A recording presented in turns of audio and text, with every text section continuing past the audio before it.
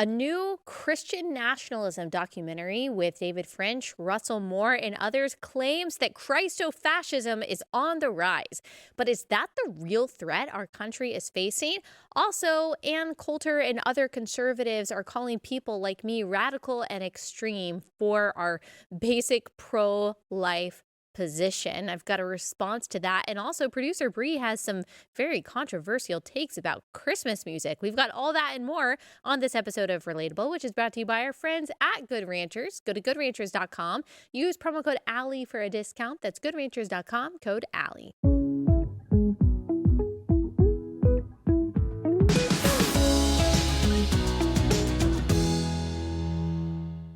Hey guys, welcome to Relatable. Happy Wednesday. Hope everyone is having a great week so far. Before we get started, I do want to remind you that we've got new mugs. You've been asking for mugs for a very long time in the Relatable merch store. I love them. They're made in the USA. They're a really good weight, really high quality. We've got our Raise a Respectful Ruckus mugs. We've also got our Do the Next Right Thing mugs. If you're watching on YouTube, we've got pictures right there. The Do the Next Right Thing mug, it's in Relatable friendly colors, so you can have a his and hers situation going on, you Relatabilis and Relatable. Also, you can get them for 25% off, as well as everything else in the merch store. We've got a ton of great merch. If you use the code Allie25 when you check out at alliemerch.com, you can get 25% off between now and Christmas. Also, if you are going to be at America Fest this weekend, I'm going to be there, and we are going to be selling some merch there. We're going to be selling our Do the Next Right Thing t-shirts. And so if you've been thinking about getting that, but you don't want to order it, maybe you're afraid it's not going to get here by Christmas. If you are going to be at America Fest, I'll be speaking twice, then you can pick up a Do the Next Right Thing shirt. It'll probably be at a booth that's branded for Blaze TV. I'm not totally sure about that, but just look for that. Get you a t-shirt. All right, just wanted to say that up front. Now we've got a lot of things to talk about. So we're going to talk about the Christian nationalism documentary a little bit more because I have some things to say about it. But I was thinking on the way over to the studio about the story that we discussed yesterday, and I've got a little rant. I've got a little bit more to say about this story of the woman, Kate Cox, who is suing the state of Texas to have an abortion because at 20 weeks, her baby inside the womb was diagnosed with trisomy 18, which is usually, not always, a fatal diagnosis. They die either in utero or within a week, sometimes within a year, sometimes within a few years after birth. There are some babies that actually survive much longer than that. There are teenagers who have trisomy 18. It just depends on the diagnosis and the medical attention that a medical team is willing to give the baby. But she wasn't interested in that route. She wanted to abort her child. She wasn't interested in the different options that were given to her, that they could induce her labor, they could give her a C-section, whether the baby died in the womb or made it to delivery. She wanted an abortion. And in the state of Texas, she didn't qualify for an abortion. There is an exception for the life of the mother in Texas abortion law, but her life was not at risk. If it had been at risk, her doctors would have said that. Her lawyers certainly would have said that, but that's not the case that they're making. They're trying to exaggerate some of the risks that she does have, not based on any medical information that the doctors gave, but based on their own interpretations to try to say that she should qualify and get an abortion. Well, sadly, Kate Cox has traveled to another state to abort her child.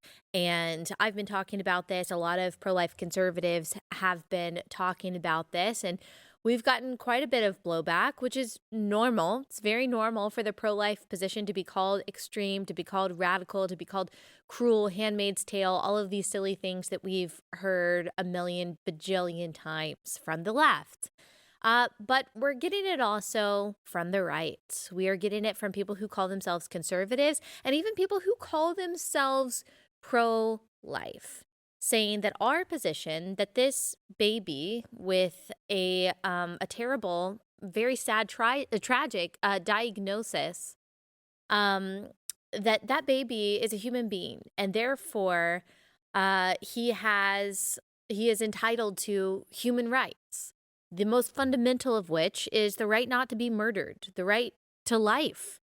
And that doesn't change depending on the circumstances surrounding their conception. That doesn't change based on their special needs. That doesn't change based on what situation the mother is in or what the mother desires to do. If we believe the pro life premise that babies inside the womb are human, then they always deserve or entitled to that fundamental human right to not be murdered, the fundamental human right to life. But apparently, that is a radical, cruel position that is going to cost Republicans all elections. And people like me need to take a more measured, a more nuanced, a saner position, and to say that in a case like this, that child should be aborted or the woman should be allowed to abort her child. I've got more to say on that, but let me pause and tell you about Patriot Mobile. Patriot Mobile is America's only Christian conservative wireless provider. They stand behind the values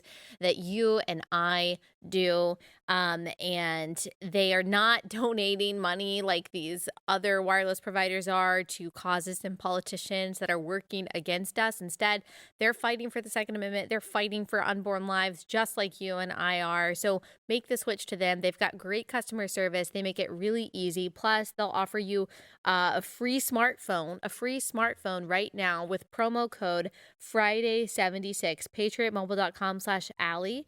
You get a free smartphone with promo code Friday76. You will not regret switching to Patriot Mobile. Go to patriotmobile.com/Allie, patriotmobile.com/Allie. I find it so interesting that these so-called moderate conservatives really do think like progressives when it comes to this. Like, they don't really know. I've noticed they don't really know the facts of the case. They don't know how far along Kate Cox is. They don't know anything, it seems, about fetal development. They don't know the difference between a D&C and a D&E. They don't know what abortion looks like at this point in gestation. They don't realize that that baby can be born whole. They don't think about the fact that the choice is really between two kinds of deliveries because the baby has to come out. It's either delivering that baby whole or delivering that baby in pieces. Instead, they just insist that it is radical to believe that this baby, even this baby, has a right to life. And I just want to say that I understand that position. I understand that position. However, and I say this from love, it is stupid. It is a stupid position. And I can say that with confidence because I once thought like these people did. I did. Back in 2016 and before, I also held the position that you can be pro-life but believe in A, B, C, D, E, F, G exception. That you can still care about babies inside the womb. You can still believe that they have a right to life. You can be staunchly pro-life and still believe in all of these exceptions. I absolutely, 2015, Allie Stuckey absolutely would have said that this situation with the Texas woman should qualify as an exception. I would have said that, sure, she should be able to get an abortion. Yeah, it's sad. Yeah, it's tragic. But, she probably doesn't really want this. This is a really difficult decision. She should be able to get the abortion. I also would have said that abortion should be legal in cases of rape and incest. I probably could have given you a pretty significantly long list of reasons why someone should be able to get an abortion, and I still would have called myself staunchly pro-life. I still would have said that I have compassion for those little image bearers of God. I would have used all the right language, but when it came down to it, my position was incredibly incoherent because I wasn't really thinking from the perspective of the baby. I was thinking about this as this abstract issue. And so because I was thinking about it like an issue, a political topic, rather than what it is, a tangible matter of life and death for a human being, I held a very morally and logically stupid perspective on this. And you know what changed my mind? You might think it was having a child. It wasn't. I did have our first in 2019, and so that strengthened My pro-life views, of course, when you see that baby in the ultrasound, for me, it was about 11 and a half weeks, and I was shocked to see how fully formed she was with arms and legs kicking and moving and punching and flipping around. That certainly strengthened my views, but that was not what did it. That's not actually what God used to change my mind from this inconsistent, incoherent, not really pro-life position that I held back in 2016 and prior. It was a Facebook comment. It was a comment from a person, I don't even know who they are anymore. It was just a random follower because this was after I started my blog, The Conservative Millennial, and I had a Facebook page and I posted something or commented something about, oh yeah, I'm pro-life, but there's got to be exceptions sometimes, right? I think I said something about the exceptions that are needed for rape and incest. And it was a random commenter who asked me a question.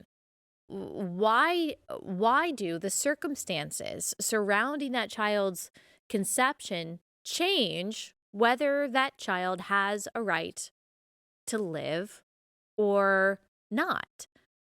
Why do the circumstances surrounding their conception endanger their right to life? It doesn't change the scientific fact that they're a human. It doesn't change the fact that they are an image bearer of God. Why should they be punished for a choice that was made at their conception? Not by the mother in cases of rape, but an awful, sinful, wicked choice by the man who raped her. Why should the child get punished for that? Well, I never thought about it like that. I had never thought about it really from the perspective of the baby. That we don't punish a child because of the situation or the circumstances surrounding their conception. We shouldn't punish a child for a fatal diagnosis. We shouldn't punish a child for the situation that their mother may be in. We choose life for them. We choose love for them and their parents. That is the consistent take. That is the coherent perspective. Because if you believe that you can be pro-life with XYZ exception, then you're not really pro-life because you don't buy into the premise of the pro-life idea that babies are human beings and therefore deserve human rights. They're entitled to human rights. That is the only coherent position. And in fact, I have more respect for the opposite perspective. I have more respect for the radical pro-aborts, maybe not respect for them, but a more respect for the consistency of their argument. Those who simply say that they don't care that babies inside the womb are human beings, that they simply believe in women's absolute bodily autonomy and that at any point in pregnancy, she should be able to order the murder of her child. That's a barbaric position, but it's consistent. It makes more sense logically than the position that, yeah, babies are human beings, but if they get sick or if their mom is in a really difficult situation, she should have a right to murder them. That doesn't make any sense at all. I know I'm called radical. I'm called extreme. I will be called, or the position that I hold at least, will be blamed for losing Republican elections. I don't care. Abortion is extreme. Abortion is radical. Abortion is barbaric. Abortion is cruel.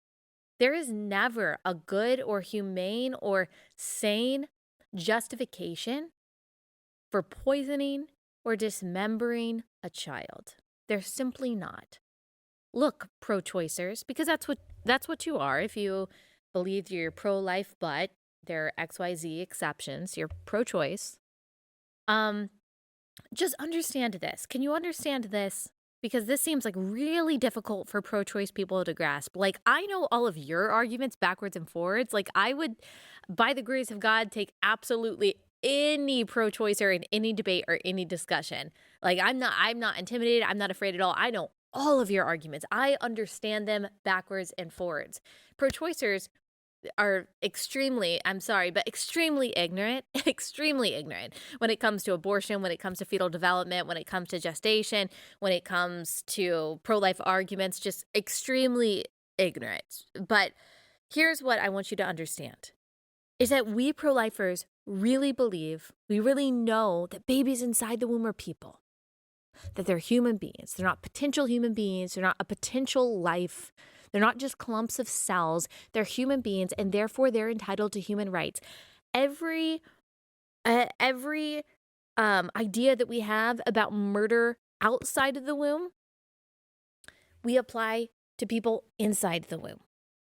And so if you would not justify killing a person outside of the womb because of the disease that they're diagnosed with, because of their socioeconomic status, because of their potential for a difficult life, because they're poor, because their parents don't want them, because they're in some kind of difficult situation, because they're small, because they're helpless, if these are not reasons that you would kill someone outside of the womb, then they're not good reasons to kill someone inside the womb. Can you grasp that? You might not hold to that position, but can you understand where we're coming from? And can you understand the incoherence in your position? You might not be ready to let go of it yet. I know. It is so tempting to be seen as the sane and mature and nuanced voice in the room by saying, yeah, I'm pro-life, but I know. It makes you feel good when you get progressives passing you on the back and conservatives whispering to you that really your position is the righteous one. I know, that feels good. But your position is stupid. I used to hold it too. It's time. Let go. All right, that's my rant. All right, before we get into the rest of today's episode, let me pause. Let me tell you about our first sponsor for the day. And this is a company that unapologetically champions the pro-life cause. They are very outspoken about believing that life matters, that babies inside the womb are made in the image of God. And I love that they use their business and use their platform to champion life and to champion these little image bearers. And that's Adele Natural Cosmetics. They make amazing skincare, amazing makeup. I love it. I use it every day. Keeps my skin moisturized, especially in these winter months. When my skin gets really dry, they also have like a Christmas line with Christmas scents. And I love that. And they're all natural ingredients. Like even their Christmas products that smell like gingerbread or chocolate or orange or vanilla, like they all use natural products from God's medicine cabinet. They don't have synthetic fragrances or toxins or anything like that. They care about each and every ingredient that they put into their batches. And so that's why I love Adele Natural Cosmetics. I've seen a big difference in my skin. Plus, this is a family-owned company, a Christian family, and you can feel really good about supporting them. Your skin will look great, but you can also rest assured that your dollars are going to a family that are fighting for the things that you and I are, namely the right to life for little babies inside the womb. Right now, they've got an awesome deal going on. This is the best deal of the year for Adele Natural Cosmetics. If you go to AdeleNaturalCosmetics.com, enter code Allie, you'll get 30% off all first-time purchases in the month of December. That's awesome. 30% off all first-time purchases in the month of December by using my code Allie. AdeleNaturalCosmetics.com, code Allie.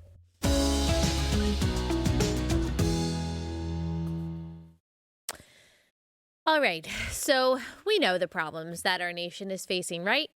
We've got pornography in schools that's being celebrated by not just librarians and school administrators and teachers and activists, but the government itself. The Democratic Party claims that these very sexually explicit books that are labeled as LGBTQ affirming books, they celebrate the fact that these books are in libraries and say that this representation matters, even as they shut down the parents who are reading these books out loud at school board meetings.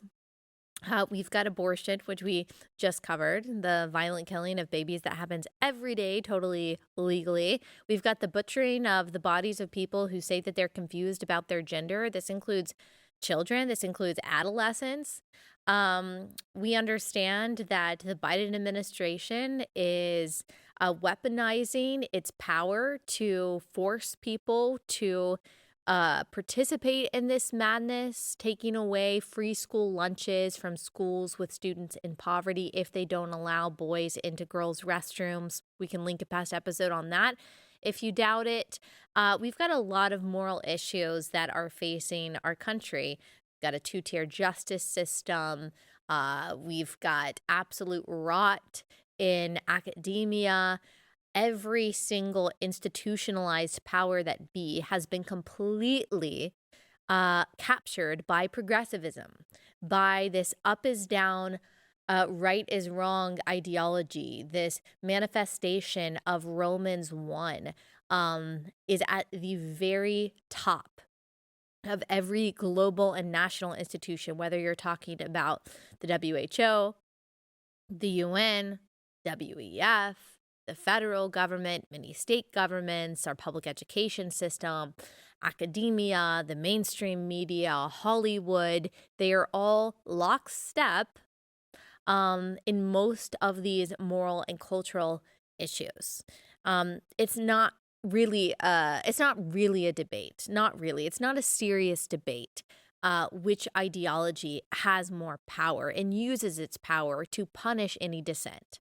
I mean, think about Jack Phillips. This is just one of many examples, who has been fighting since 2012 for his right simply to bake a cake that aligns with his values. You'll remember he is the owner of Masterpiece Cake Shop, and he was asked by two gay men if he would make a cake to celebrate their gay wedding, so-called. And he said no. He said, well, I can't make a wedding cake for you, but I can make you another kind of cake, but I can't make something that explicitly celebrates a union that my Christian faith calls sin. I won't do that.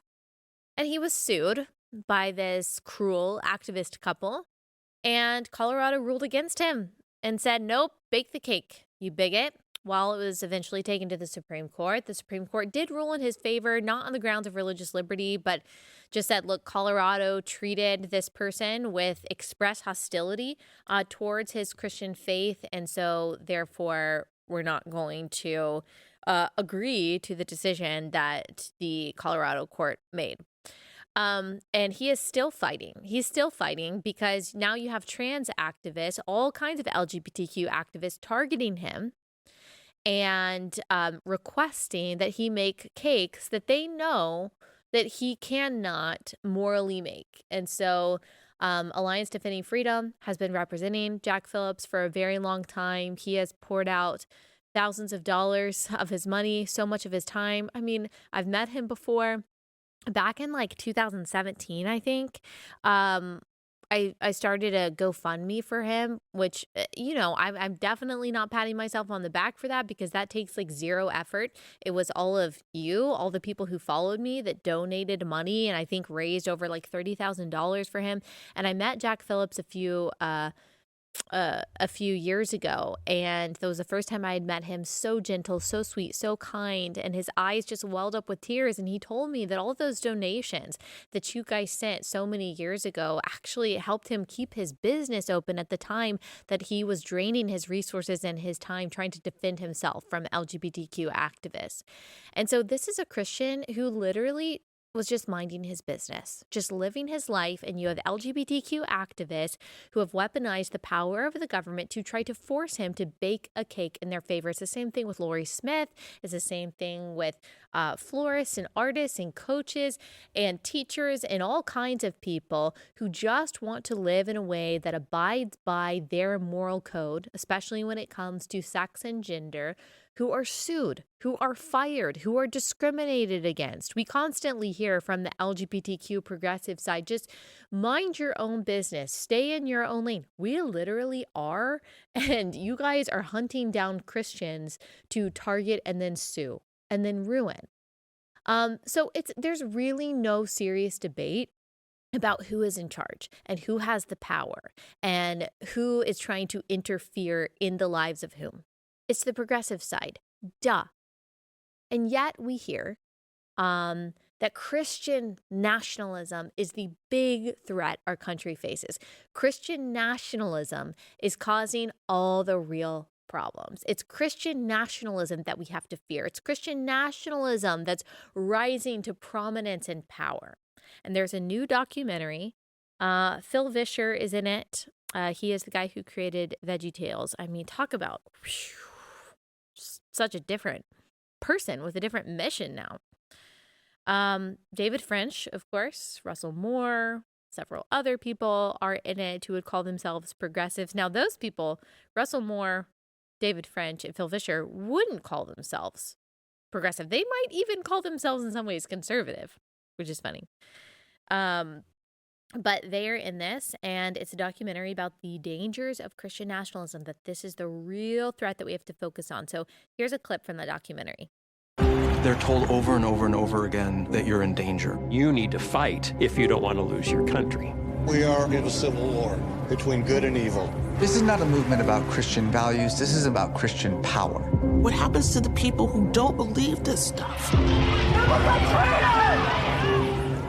We are on the precipice. God is on our side. We're taking our nation back.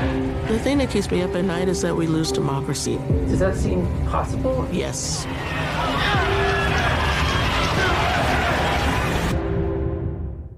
Okay.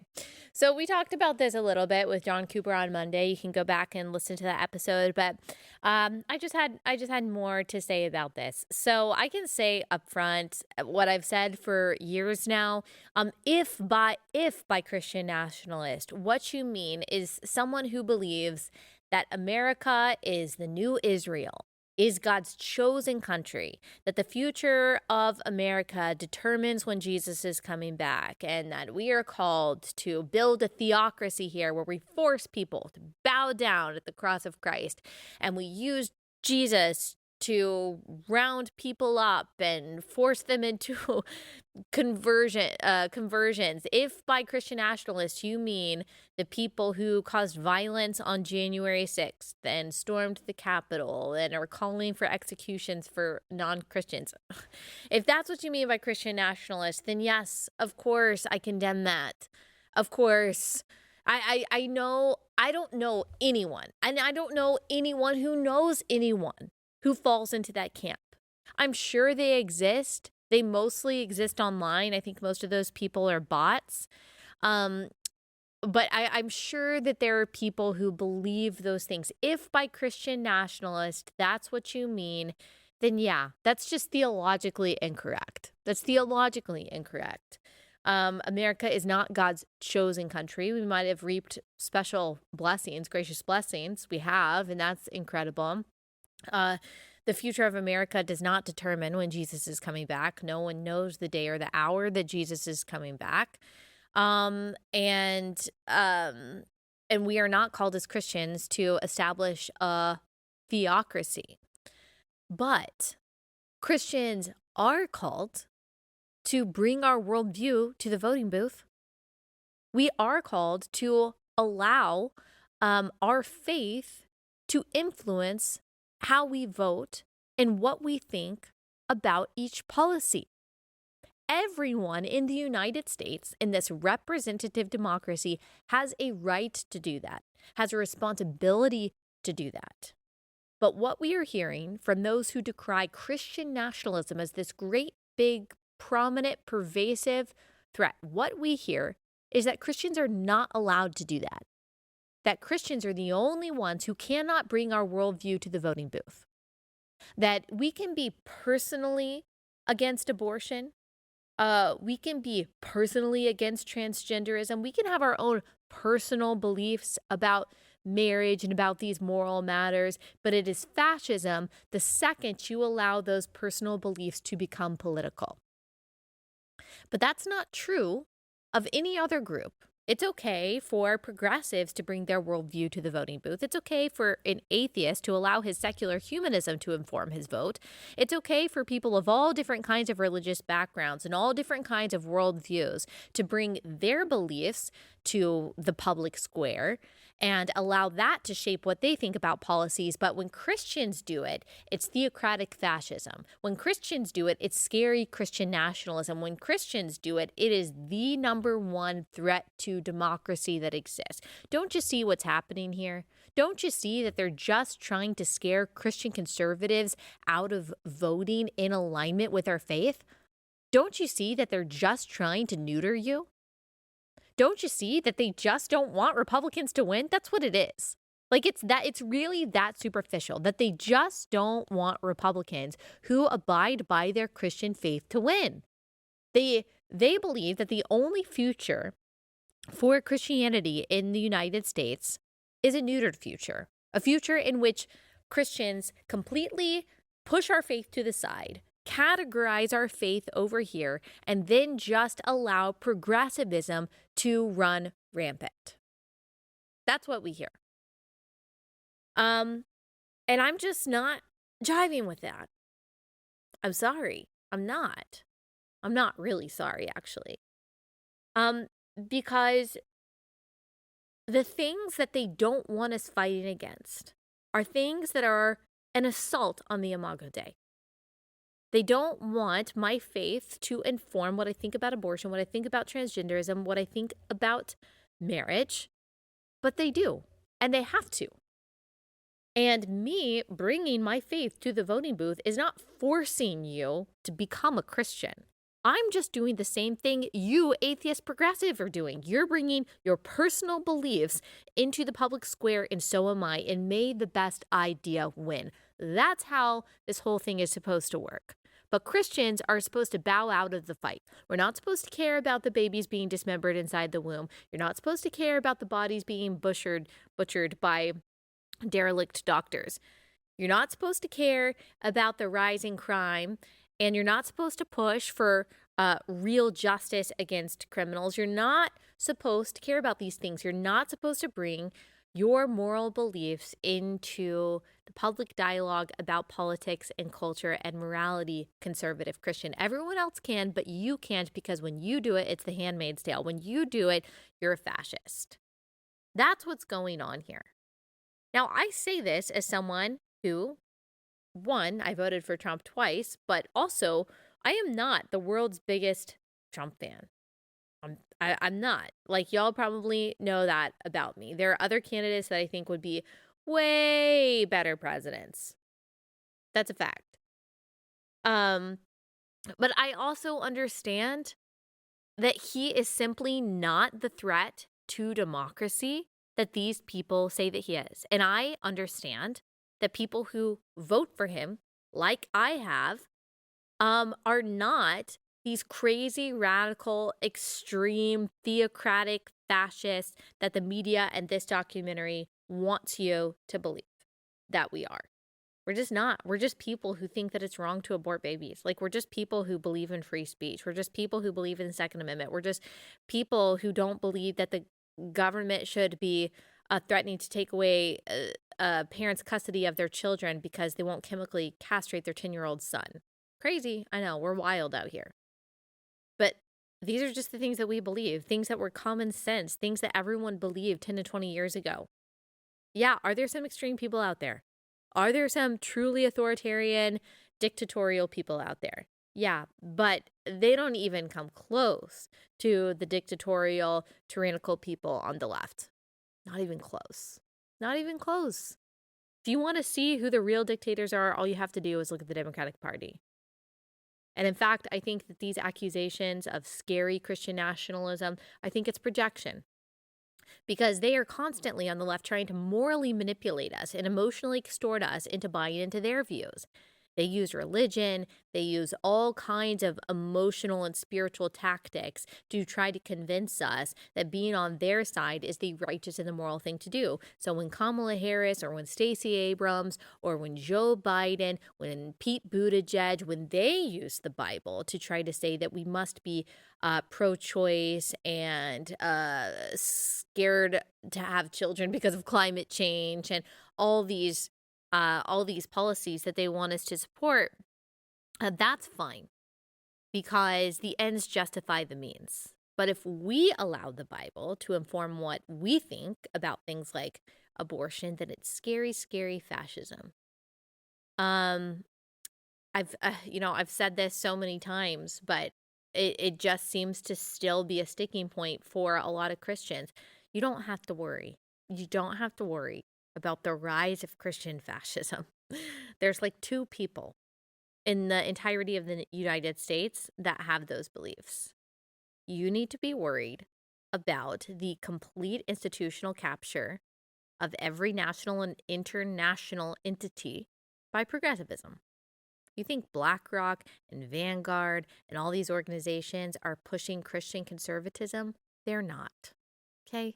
This is so stupid. It really is projection. All right, I have more to say about this documentary and some of the people in it in just a second, but let me pause. Let me tell you about our next sponsor for the day, and that is Carly Jean Los Angeles. Love Carly Jean Los Angeles. So, as I say, I'm always wearing Carly Jean Los Angeles or my own merch. Today happens to be my own merch day. This is a Christmas sweatshirt that we made last year. It's really cute. I won't talk about that right now. I'll talk about Carly Jean Los Angeles. I'm wearing Carly Jean Los Angeles under my sweatshirt, though. Really soft shirt. I wear them all the time. I absolutely love their clothes. They make me feel good in every season of life.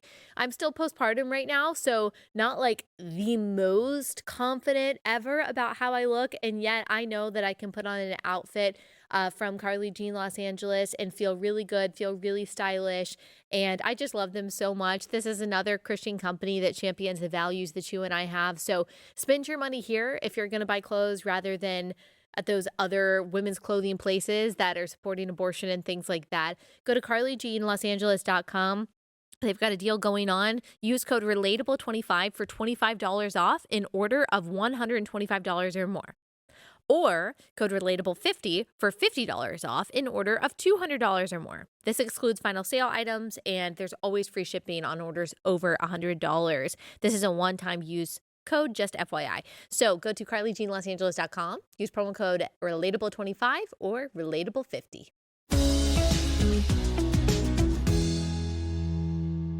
All right, quite a few things about this documentary. One thing I wanted to point out that you might have seen in that trailer that we also talked about on Monday with John, but I wanted to talk about it a little bit more, was one of the examples that they gave in that montage of apparently Christian nationalism was footage of a man being thrown out of a school board meeting. Now, who was this man? Who was this man that was being thrown out of a school board meeting that we're supposed to believe from that footage was the scary Christian nationalist that was doing something bad? You saw that he was being arrested in a room and he looked like he was resisting arrest.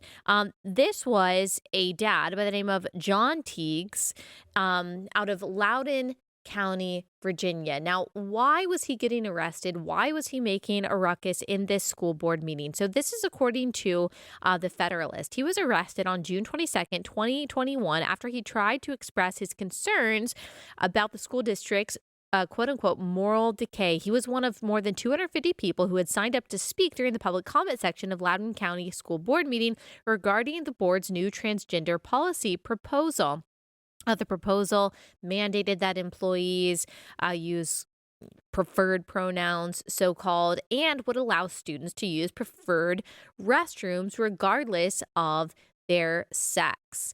Before Teagues could speak, school board chairwoman Brenda Sheridan called off the meeting. Teagues stood up and encouraged people on both sides of the debate to stay and discuss what they came to discuss. He said that people could be heard without amplification because it was a peaceful assembly. However, the now recently fired superintendent Scott Ziegler declared that the gathering was an unlawful assembly and ordered hundreds of people to leave. And Teagues refused to leave. Then he was arrested for trespassing. His arrest was used by the National School Boards Association in 2021 in collusion with the Biden White House to justify the smearing of concerned parents as domestic terrorists who required punishment from federal law enforcement. On January 5th, 2023, Teagues was found not guilty of trespassing. And I do want to correct something that I said on Monday. I got him confused with a dad who was also arrested at a school board meeting because his daughter had been assaulted by a so-called transgender person in the bathroom. This guy, John Teagues, was a different person, but he was also not guilty of anything. He was simply peacefully trying to raise his voice about a very disturbing and very dangerous policy that would allow boys into girls' restrooms. And he was arrested for trespassing after the superintendent said suddenly that this was an unlawful gathering. And so that was included in this advertisement. Why? Because the people who made this documentary don't believe that Christians should care about that. They don't believe that Christians should have any say over whether a boy should enter into a girl's bathroom, because if they do, that's scary Christian nationalism.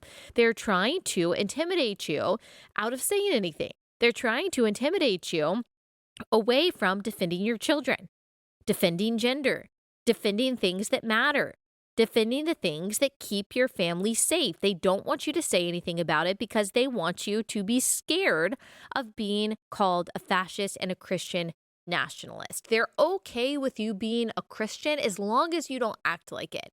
They're okay with you being a Christian as long as you don't live that out. They're okay with you believing these crazy, archaic, barbaric things about the definition of marriage and the protection of children and the gender binary and all of those things, but you cannot allow those things to go outside of your home. And in fact, they might say that, but they're really not even okay with that. Because if you don't allow your own child to go through so-called gender transition, then the state of California or the state of Oregon or these liberal states will come into your home and remove your child from your home and make sure that they get the hormone treatments that they want. That's not fear-mongering. That's not slippery slope. That's literally happening. That's literally happening. That's happening in Illinois. We had a mom who lost custody of her daughter because she did not agree with the transition of her daughter. Yaley Martinez, that's a child out of California. She ended up committing suicide after the state removed her from her mother's home because her mother did not agree with her child transitioning. So this stuff is happening. But according to this documentary, based on the things that they're including, you're not allowed to say anything about that, or else it's scary Christian nationalism. So, origins of the documentary. Catherine Stewart, the documentary is based on her book, Power Worshippers, Inside the Dangerous Rise of Religious Nationalism. And so she fearmongers about the religious right and the power that we're taking. Like, it's funny because, like, Donald Trump is seen as the figurehead of this. And, like, I'm not even sure that the man is a Christian. I don't even think he could tell you the first thing about what the Bible says or what the gospel says, but he is apparently the representation of religious nationalism. Catherine Stewart is a left-wing New York Times journalist who is a proud supporter of abortion. She has criticized other Christian movements in the past. She wrote a book about the Good News Club, which is a nonprofit after-school club that shares the gospel with students in public schools. She called it a stealth assault from the Christian right. So again, these people just have a problem with you being a Christian. Like, they just have a problem with you sharing the gospel and living out your faith. That is the issue. So she is behind this documentary. She claims that these Christians are worshiping power. And then also we've got Rob Reiner, who is he is a Hollywood producer. He's produced a lot of major films, and he apparently is helping with the producing of this. He is a longtime liberal activist, has been pushing for radical left-wing policies for a very long time. We've also got Kristen Dumais, and we've got Andrew Whitehead. Kristen Dumais, she wrote Jesus and John Wayne. Andrew Whitehead has been writing about the dangers of Christian nationalism for a long time. I would be more than happy to have either of these people on my show. They can promote the wazoo out of their books, and we can talk all about it. I would love to. I just want to go through their arguments one by one and really make sure that I understand it. Really make sure that my audience understands it. I would be more than happy to have these people on. They can even promote this documentary if they want to. Phil Vischer, as I said, VeggieTales co-creator, he is a part of it. Phil Vischer and I have gone back and forth several times on things. I think he is so incredibly wrong on the most important moral issues of our day. He would probably be someone like David French and Russell Moore who try to push, they would not call themselves progressive, as I said, but they would push a so-called third way. I think in a lot of these things, they end up, I think, erring on the side of the left on many issues. David French probably the least of the three. But they would represent, I'm not trying to be right or left. I'm in the middle of these issues, or I'm a Christian, but I'm not this scary Christian nationalist who actually thinks that your worldview should inform your vote. They would probably be more in that camp, but they end up being so soft on these issues that they basically just serve it all up for progressives. They basically are in alignment with them when it comes down to the conclusions of progressive ideas. They're very, I don't want to say, like, they're not idiots. So I don't want to say that because I actually don't think that they're stupid, but they are useful idiots. They are useful idiots because they're always punching right and tickling left. So they might pretend to sometimes criticize the left on things, but they're definitely going to make sure that you know that the real problem lies with the right. There are several other people who are a part of it whose names that you would probably recognize. Russell Moore in the documentary says that Christian nationalism uses Christianity as a means to an end, that end being some form of authoritarianism. The term Christian nationalism refers to the use of Christian word symbols or rituals as a means to shore up an ethnic or national identity. Again, how many people actually believe this? If you think that this is the real threat. David French, he says we should be blazing forth as a countercultural example, and instead we are leading the charge of malice and division. Really? Okay. It's the right that's doing that. Wow, that's just incredible. Anthea Butler, we talked about her on Monday. She's the author of White Evangelical Racism, the Politics of Morality in America. She was the one in that advertisement who said that we're going to lose democracy thanks to the people on January 6th. Really? Like, these people have no power. They have no power. They have no institutional or governmental backing whatsoever.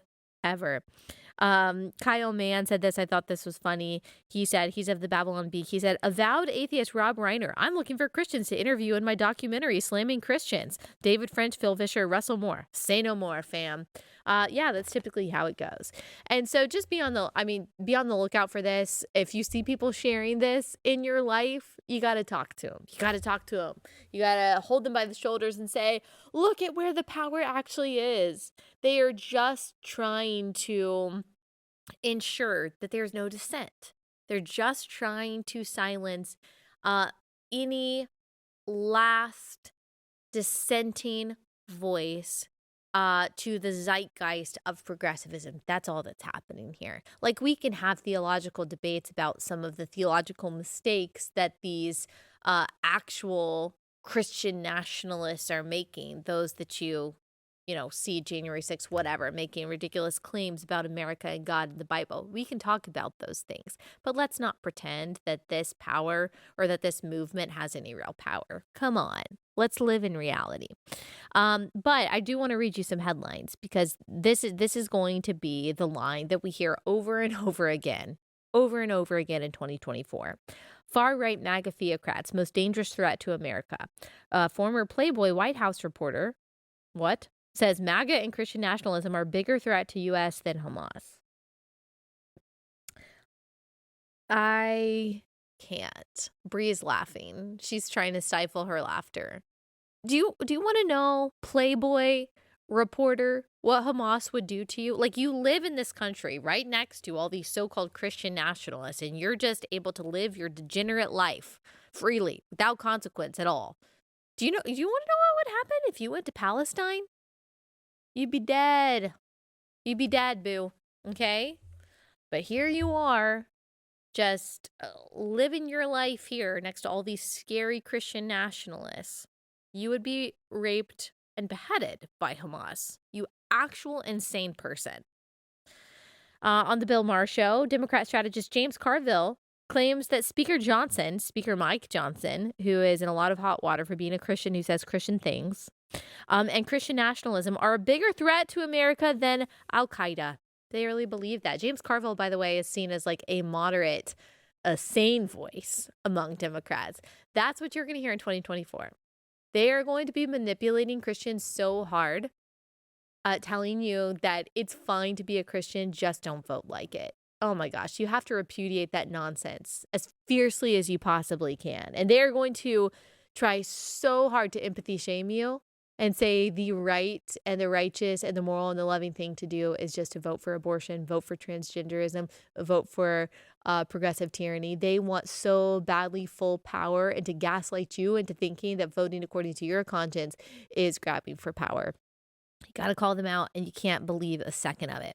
All right, we had a couple more stories to talk about, but instead I'm going to do a more fun segment with Bree to finish this out. But let me tell you about our next sponsor for the day, and that is World Watch. I absolutely love World Magazine. It is a Christian, biblically conservative outlet for reporting and analyzing the news. And they also have something really cool called World Watch. It's a daily 10-minute show primarily designed for students.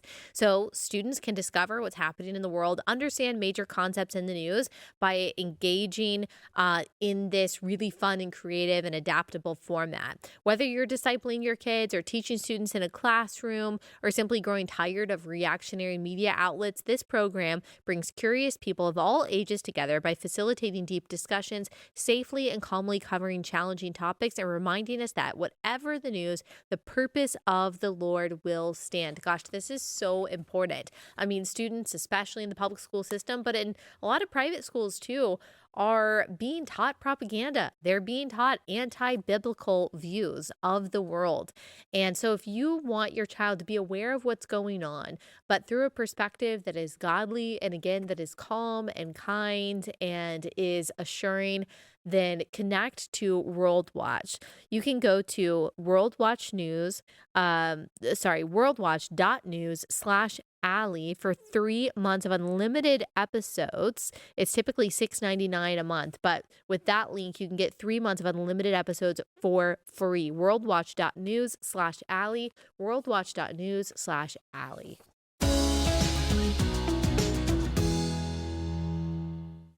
Okay, so let's take a break from all that craziness and talk about Christmas music.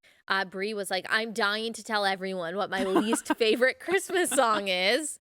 And we understand that it's going to cause a little bit of controversy because some people are very emotionally attached to this song.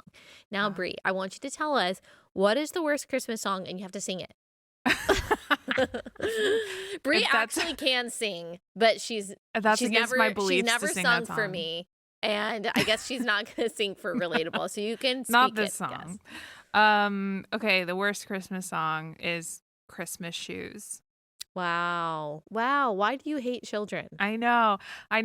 People listening are going to be like, oh, but I love that song. It's so sad. And I'm sorry. It is sad.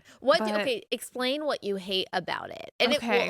First, read us some of the lyrics because some people may not know. Okay. You know what? So, I will sing it.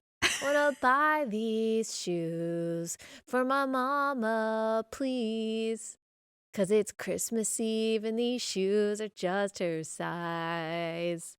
Could you hurry, sir? The doctor, Daddy, says there's not much time. And she's been sick for quite a while. I know these shoes will make her smile. Oh, this is actually like making... If Mama meets Jesus tonight. Well, you know the whole thing. I mean, we've been listening to it since like 1993. Yeah, true. Since before you were born, Brie. Okay, so there you go, everyone. If you had never heard it, it is a really sad song, but tell me why you hate it. Okay. The kid has no money, right? Yeah. The family has no money. The mom's on her deathbed. Yeah. And he chooses to leave, go to a store and buy shoes So she looks pretty for Jesus? Yeah, Brie. I don't think priorities are right there. Don't think Dad should have let him go do that. Brie. It's a child. Dad shouldn't have let him go do that. Wow. Also, he doesn't even have enough money for the shoes, so he has to beg for them anyway. He is a child. Trying to make his mother happy on her deathbed. But you know what would make her happy is if he didn't leave to go buy shoes. Brie, he's 7. Okay? Yeah. He's 6. Yeah. He's just trying to do something nice for his dying mother. Yeah, I know. It's just wrong. I hope Brie's mom is listening to this. My mom is the one who taught me to hate this song, actually. Oh my gosh. She can't stand it. So oh my gosh. We're on the same page. Okay, I just wanted to play devil's advocate, but I agree with you, just like that it is what inspired someone to write it. Yeah. You know, why Yeah. is this a Christmas song? Like, what is it supposed to do for us? What is it supposed to do for the people listening to it? Yeah. Except for make us like really sad. I think that there are better ways to channel our compassion for kids who are actually going through something that's tragic. Maybe it's to remind us that people are going through really difficult things and that we should be kind to them and stuff. But man, it's a very sad song, and I don't understand its purpose at Christmas time. That's a much more gracious Yeah, that's much more gracious than my review, which is just that it's a dumb song. But it's written from the point of view of the guy who gives the kid money for the shoes. So that's a little self-serving in my opinion also. You know what? Here's the take, is that it is actually taking away from what Christmas really is about. It kind of is feeding into this secular idea that Christmas is just about giving. It's just about peace, whatever, like these kind of abstract concepts, instead of pointing to like the source of peace, Jesus himself. So it's kind of like a secular song when you think about it. Yeah. Okay, you want to hear my... Also, Jesus doesn't care what shoes you're wearing when you die. Yeah, I know. Okay, he doesn't have his full theology on lock yet. I know, he's 6. I know. Yeah, if you want to know the spirit that is driving this show, here's Brie. People are going to be like, wow, Allie is such a sweet little angel. In comparison. I'm sorry, everyone. I'm sorry. Okay, my least favorite Christmas song is Last Christmas. I gave you my heart. That's a really bad one. That's awful. It's so an bad. awful song. So bad. I haven't heard a version that I thought was good, which means it's genuinely not a good song. Taylor Swift hasn't sang it yet. She might have, actually. I don't know. And it would be bad if she did. Okay, It would Brie, be. It would you be. can say I that. admit it. You I admit can it. say it. Yeah, that's my least favorite Christmas song. That's a Okay, good one. now I've seen some hot takes this year. Some people are saying that Mariah Carey is overrated. Just that song? I think in general, but maybe. I don't know how you can be overrated if you like only really have one. I mean, I know she has other songs that are popular. Oh my But like gosh. that's the song. The Mariah you heads know? are going to come after I you know. for saying that. I'm sorry. No, but like this is her season, because of that one song. Yeah. I don't know how you could be I don't know. I love that song. I think it's great. Yeah. I guess I love that song. It reminds me of Love Actually, which honestly, I'm still not sure if I've solidified my opinions of Love Really? Actually. Yeah, I don't know. It's one of my least favorite. It's one of your least favorite? Yeah. Okay. Why is it one of your least favorite? I just think there's a lot of bad messaging in it. I don't think it's well written. I think most of the characters are annoying. Yeah. I know I'm a Debbie Downer in this segment, but I can't stand that what movie. do you like about Christmas? Well, okay, there are great Christmas movies too and Christmas songs. What? But, What's your favorite It's a Christmas Wonderful movie? Life. Great. That's Okay, like a I love perfect The movie. Holiday. Oh yeah, that's a great one. Horrible morality. Okay, I understand. Yeah. I mean, what Jude Law and Cameron Diaz got going on, I'm not saying that it is like, morally okay, but it's a cute movie. Yeah, it It's is. really good. Very Jack good Black movie. is my favorite character in that movie. I love him. He's so I love him sweet. in like everything he's in. Okay, causes contention between my husband and me, and that is Home Alone. I don't like Home Alone. Oh, I don't either. My husband loves it. Did he grow up watching it? I think so. Because I didn't, and I think that's why now Yeah. I've seen it as an adult. I'm like, I don't get it. No, it also makes me nervous. Like, it makes me nervous as a mom. I'm Yeah. like, I'm supposed to just watch this and not feel traumatized that this little Right. boy was left at home and is fending off robbers while his parents are in France? That's a great point. I mean, that is like that's my worst nightmare. That's a good point. I don't like those where everything goes wrong movies. Do you ever watch like Yeah. Mr. Bean movies? No. Oh, you're missing out. But those just the premise is everything is always going wrong, and it stresses me out. Yeah. It's See, hard to that's watch. how my mom feels about The Office. Oh, The Office makes her nervous. yeah. But I don't feel that way about The Office. I don't either. Yeah. Mm. Okay. Those are our Christmas takes. Any more Yeah. Christmas takes? Oh, I do have a cute little recommendation. I just saw this movie, The Star. Oh. Have you seen that? No, but it's the cartoon, right? Yeah, it's about a little donkey, and he's like self-conscious because he's like abused, and he wants to be Oh. as important as like a normal horse, and then he becomes the donkey that carries Yes. Mary to Bethlehem. And Yes. it's a really sweet story. So, That's for like kids. the book The Three Trees. Isn't that what that's called? The Three Trees? Yeah, I think those of you out there, you know what I'm talking about. Yeah, I couldn't tell you the entire story. But anyway, yes, that's really sweet. Yeah. That's sweet. Okay. That's all we got time for. Longer episode today. But let me tell you about our last sponsor for the day. It's a very fitting sponsor. This is a great way to spend your money if you're looking for somewhere to give this Christmas season. Then I would absolutely recommend Preborn. This is a network of clinics that's saving children's lives by offering free services to pregnant moms in crisis. They offer free ultrasounds, and an ultrasound increases the likelihood that a mom is going to choose life for her baby. That free ultrasound costs $28 for them to offer her.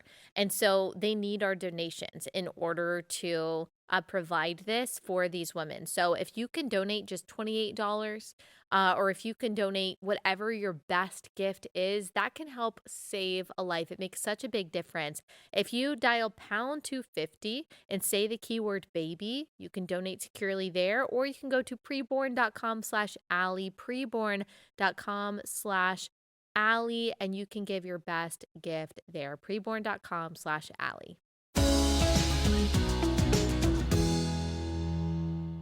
Okay, that's all we've got time for today. We've got an awesome interview coming your way tomorrow. Lots of good stuff coming out that I'm excited about. We're already making fun plans for the new year too. Can't wait to let you in on that. All right, thanks so much for listening, and we will be back here tomorrow.